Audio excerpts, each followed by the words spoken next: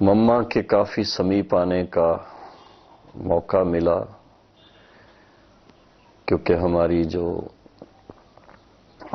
बहन उर्मिला बहन, जिन्होंने हमें शुरू में ज्ञान दिया, और दादी रतन मोहिनी, इनके मन में यही रहता था कि जो नए बाबा के बच्चे ज्ञान में आते हैं वो मम्मा के समीप आए।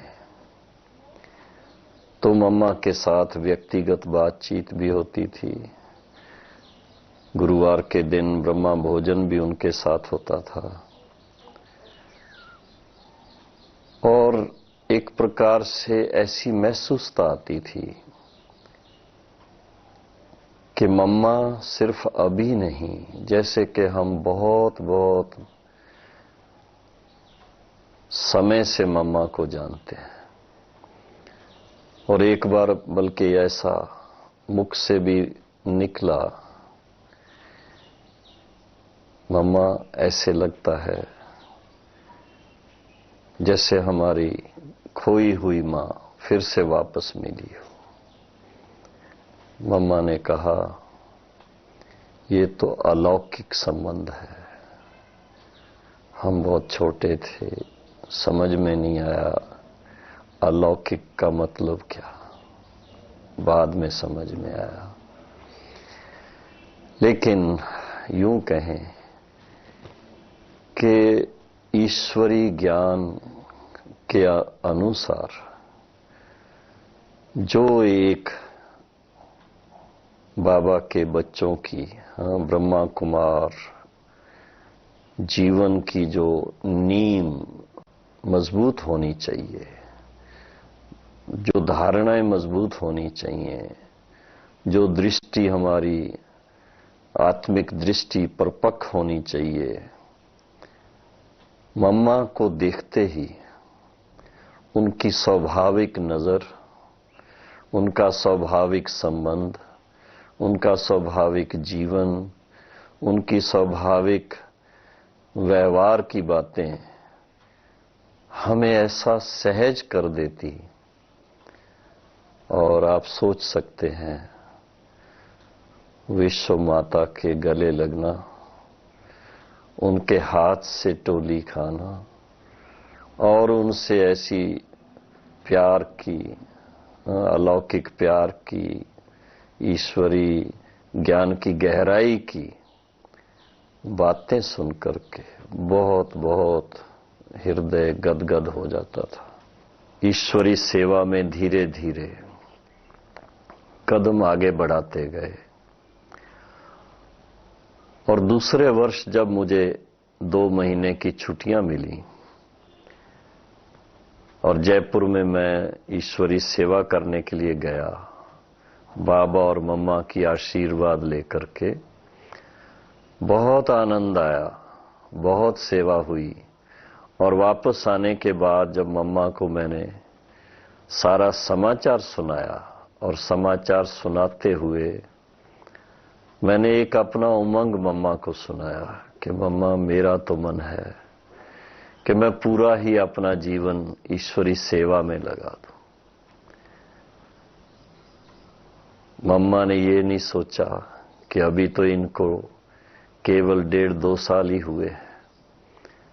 मम्मा ने कहा, ये तो बहुत अच्छी बात है। ऐसा उमंग आना भाग्य की निशानी है। अगर आपको ऐसा उमंग आता है, भले आप उसका प्लान करो। मनुष्य को क्या चाहिए? खाने को 2 रोटी चाहिए, पहनने को 2 कपड़ा चाहिए, वो तो यज्ञ से भी मिल सकता है। आप भले अपना पूरा ही जीवन ईश्वरी सेवा में लगाने का प्लानिंग करो।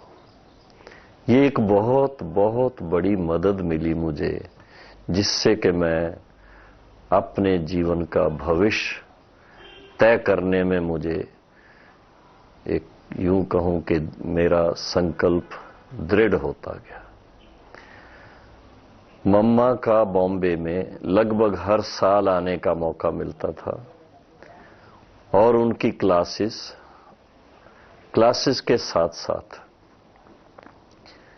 एक विशेष पार्ट मम्मा का, बाबा ने मम्मा को आर्ट का कार्य दिया, श्री लक्ष्मी श्री नारायण का डिजाइन बनवाने का।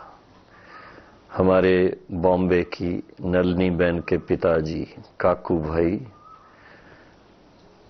और मैं, हम दोनों एक आर्टिस्ट के कनेक्शन से उस चित्र बनवाने के कार्य में लगभग 2-3 मास उस सेवा में रहे। यूं तो और सेवाएं यज्ञ की भी थीं, लेकिन विशेष वो चित्र जो आज नंबर 1 चित्र इस ईश्वरी विश्वविद्यालय के लक्ष्य का है कि नर श्री नारायण बने, नारी श्री लक्ष्मी बने, और श्री नारायण और श्री लक्ष्मी का बचपन का स्वरूप श्री राधे कृष्ण है। वो डिजाइन मातेश्वरी जी ने बाबा की आज्ञा के अनुसार बनवाया। संदेशी के द्वारा उसको वेरीफाई कराते थे, उसमें करेक्शन कराते थे, और वो एक बहुत सुंदर मौका था। विशेष मम्मा की एक खास बात जो मुझे बहुत हृदय को छूने वाली थी, एक स्वाभाविक स्वरूप मम्मा का कि वो विश्व की माता है।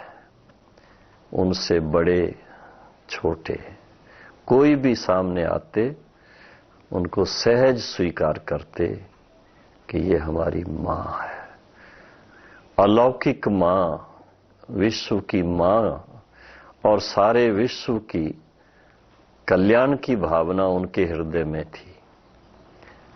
मम्मा का निजी पुरुषार्थ बहुत बहुत सुंदर था। जिस तरह का बाबा का ज्ञान, न्यारे और प्यारे रहने का, उसका स्वरूप मम्मा का हर समय नजर आता था।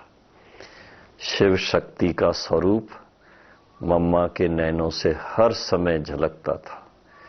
खास एक बात जो हमारे भ्राता रमेश जी और उषा बहन, उनके माता जी शांता माता जी के कनेक्शन की, मम्मा कुछ समय उनके घर पे वहां बॉम्बे में भी रही थी, और वहां रहते हुए, उनके साथ रहते हुए बेहद की ईश्वरी सेवाओं का पार्ट जो बजा रही थी, वो देखने योग्य था। उस समय बहुत बड़े बड़े कार्यक्रम बॉम्बे में हुए, प्रदर्शनी भी हुई, पोप के आने का समय था, उस समय वो भी साथ साथ कार्यक्रम हुआ। कैसे उनके द्वारा बाबा ने पोप पॉल दी 6th उसको विशेष टेलीग्राम भिजवाई, और ऐसी ऐसी बातें होती रही हैं। एक बात जो खास उस समय की है कि मम्मा का निजी पुरुषार्थ इस संसार से कितनी वो न्यारी थी, वो एक सीन हमारे सामने आता है। रमेश भाई के साथ हम कोलाबा सेंटर से रमेश भाई के घर पे जा रहे थे, और चौपाटी बॉम्बे जो है विल्सन कॉलेज के पास से गुजर रहे थे। उस समय एक साइन देखा जिसमें एक ड्रिंक के बारे में था, जिसको देख करके हम प्रदर्शनी के चित्रों की आपस में चर्चा कर रहे थे, और मम्मा से पूछा, मम्मा आपको ये कैसा लगा? मम्मा का उस समय का पुरुषार्थ का स्वरूप उनके शब्दों से हमें समझ में आया। मम्मा ने कहा, मम्मा को जब सेवा का पार्ट है, उस समय मम्मा इस दुनिया में होती है, उस समय सबको दृष्टि देती है, उस समय ज्ञान की जो बातें हैं वो शेयर करती हैं। नहीं तो मम्मा इस संसार में नहीं होती। मम्मा बाबा के पास ऊपर वतन में होती है। और आप सोच सकते हैं इस तरह का उनका पुरुषार्थ उनको बहुत जल्दी कर्मातीत बनाकर इस संसार से बहुत छोटी उम्र में, मैं तो कहूँगा 46 की एज थी, 1965 में उन्होंने अपना पार्थिव शरीर का त्याग किया।